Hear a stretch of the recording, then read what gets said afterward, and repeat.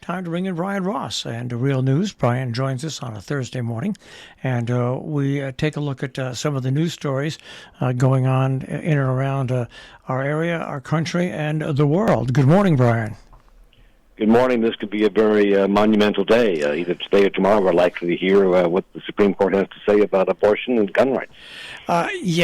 We've got so many things that are going to be peaking the Supreme Court's decisions.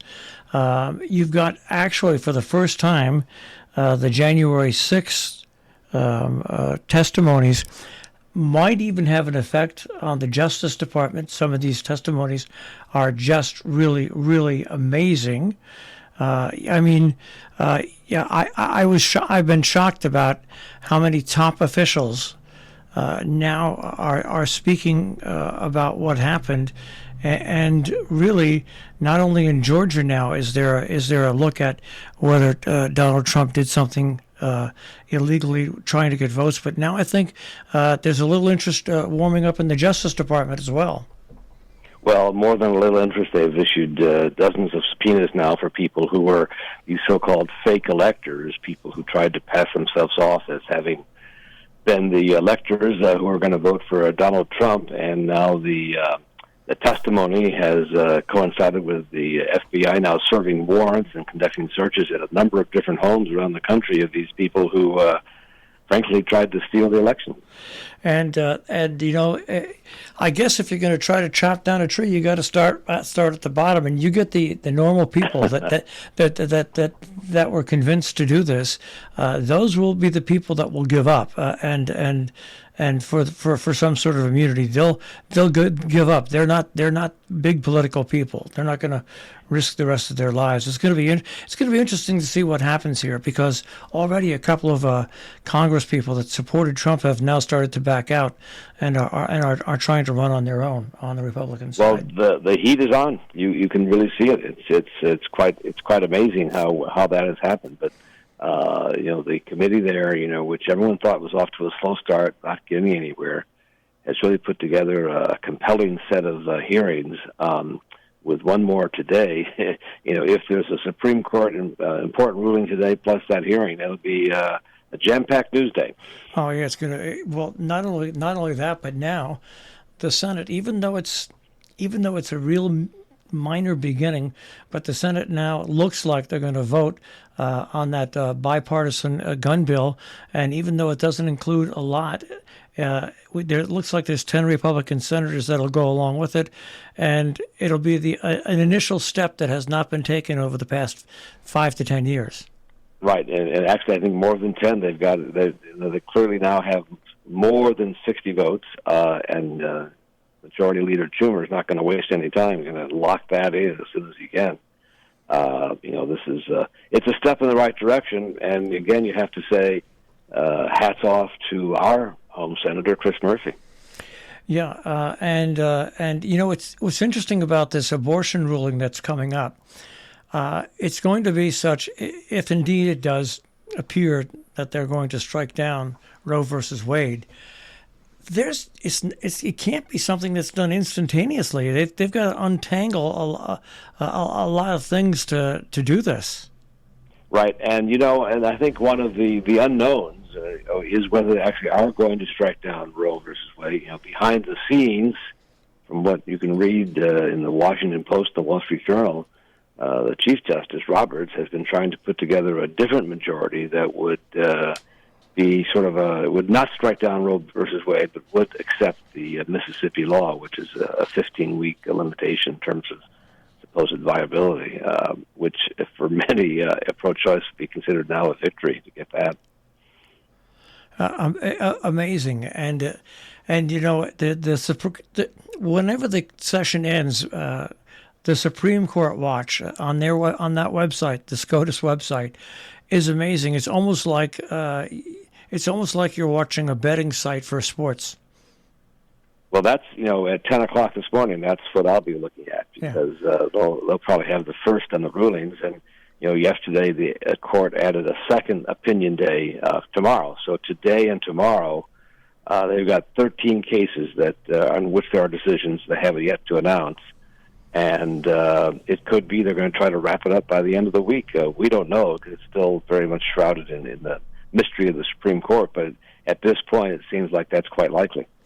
All right, and more tragedy in Afghanistan. A huge earthquake affecting thousands of people, and a test for now that the Taliban to see how they're going to handle this with their government. Whether they'll let anybody help them, Yeah. hard to know. And at this point, Afghanistan is truly out of mind for most Americans. And if that government, they have failed to live up to a lot of the promises or pledges they made when they took over in terms of the rights of women and young girls, who knows what they're going to do.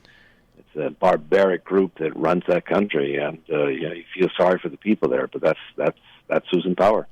Now, something else that's interesting, and I think is all part of this slow, and I do mean creeping slow change in the way certain politicians are looking at gun control.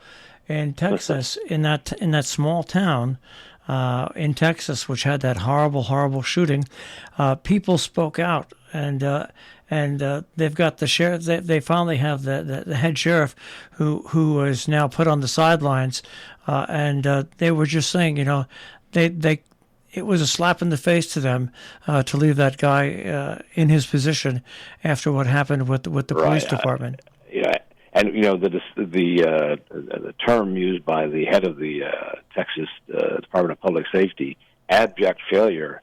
At least it was an embarrassment. It was a abject failure. It cost the lives probably of many children. This police officer, who, unlike any police officer I've ever known, they understand that they put their lives first ahead of innocence, and that's not what happened there. Yeah, and I have to ask you this. You've been covering news a long time.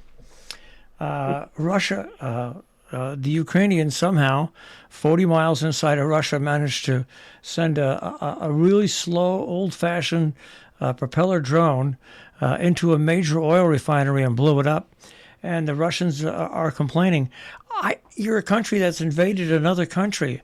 Yeah, right. I mean, what grounds do you have? What did you expect, right? Yeah. You're supposed to sit, absolutely. And it's fascinating. And I wonder if it really is old-fashioned, or they've got somebody spotted that and found a way to do it. And it does raise an interesting question, I think, Marshall, taking beyond what's happening in Russia and Ukraine, drone warfare.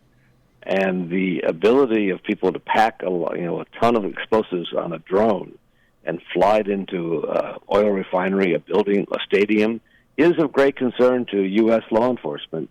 And we're pretty much wide open here. That if there's going to be another attack in this country from a terror group, that's probably how it's going to happen.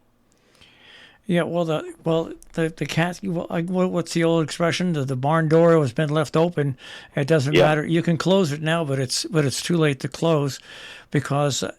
And what's interesting, and what's been proven out in the Ukraine war situation, is that it's not even professional soldiers in the Ukraine that are helping put these basically commercial drones up in the air to be able to do this. Yeah. I mean, that's the scary part that you just pointed out there. The drones that are being successful, along with the super $1 million drones, are these just regular commercial couple $100, $300, $400 drones that are being adapted to carry munitions, explosives, and drop them. It's really opened up something very, very scary.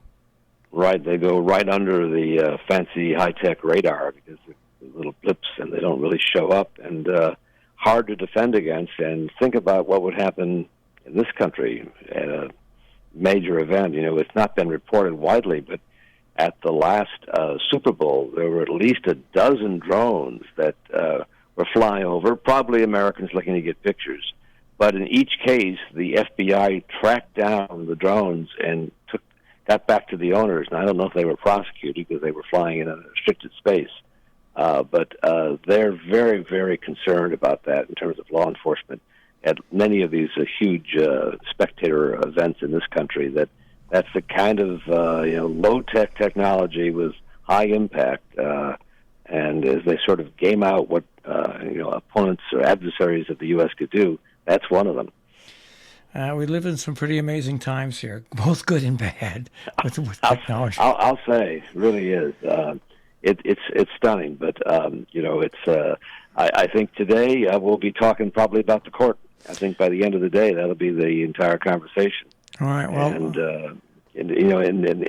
for American women, a lot on the line today. All right, Brian. Well, we'll check with you next week, and if there's something that really incredible comes up, maybe we'll give you a call and we'll put you on overtime. You got my number. Give me a holler. We'll talk. Okay, Brian. Take care. Thanks, Marshall. Brian Ross with Real News here on The Breakfast Club on Robin Hood Radio. Brian's got his own website, and of course you can find him at robinhoodradio.com. Click on demand, click on Real News with Brian Ross.